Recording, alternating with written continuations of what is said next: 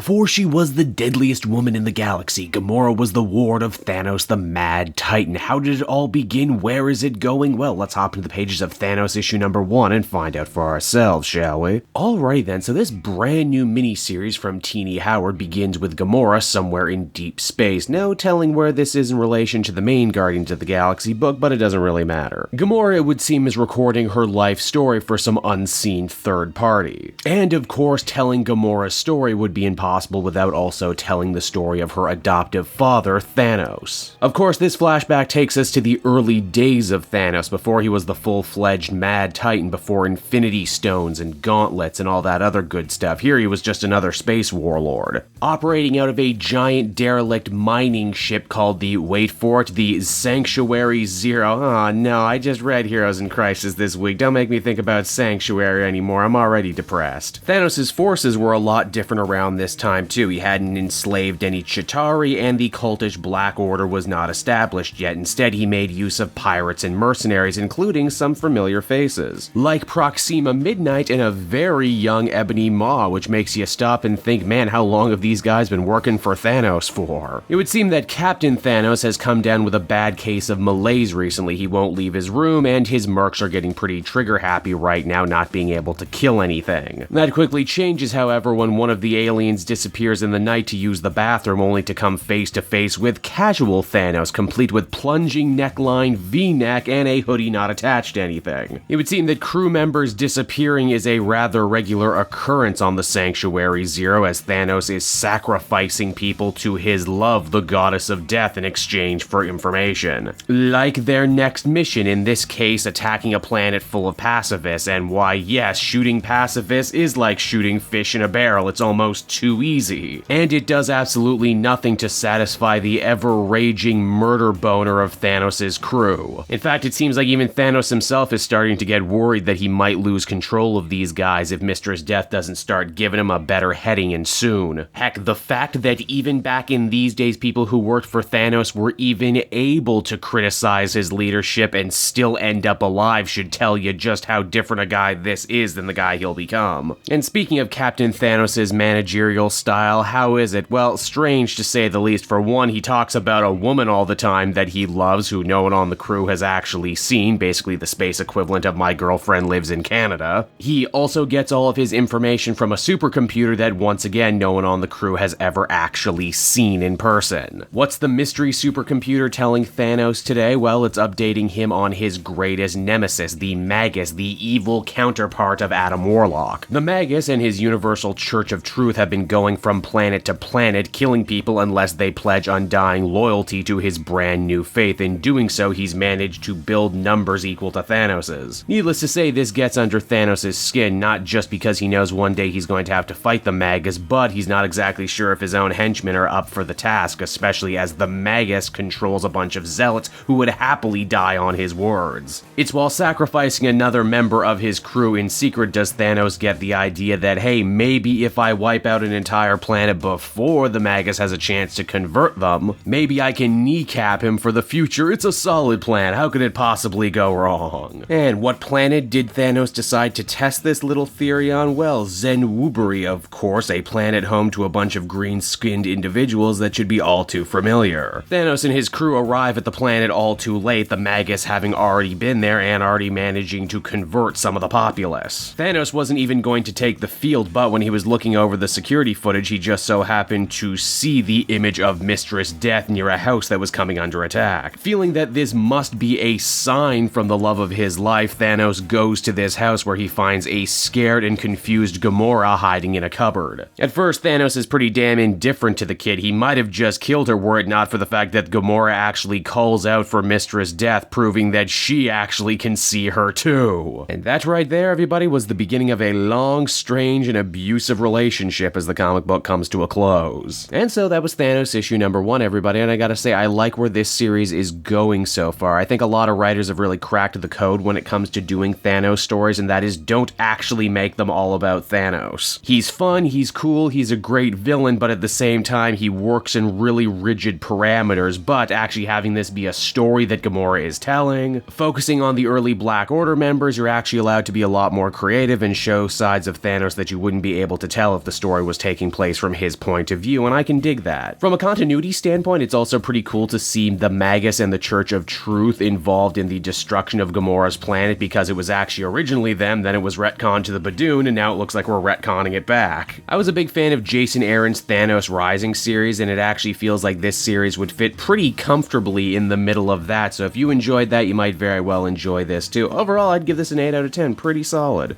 Hey there everyone, it's your old pal Cape Joel again, and I want to thank you so much for watching to the end of the video. I hope you enjoyed it, and if you did, why not check out some of these other videos I have available from the channel. But you can follow me on Twitter and Facebook at Cape Joel, so you're always up to speed on what I'm doing next. And hey, if you really like what I do, you might want to pick up a Cape Joel shirt. Yes, that's right, I have my own merch store over at TeePublic. Check out for great designs like my little Cape Man, stuff from the comic multiverse, fun stickers, in-jokes, we got it all over at the TeePublic store. You can check it out right now, and I will be sure to see you all again next time. Bye-bye.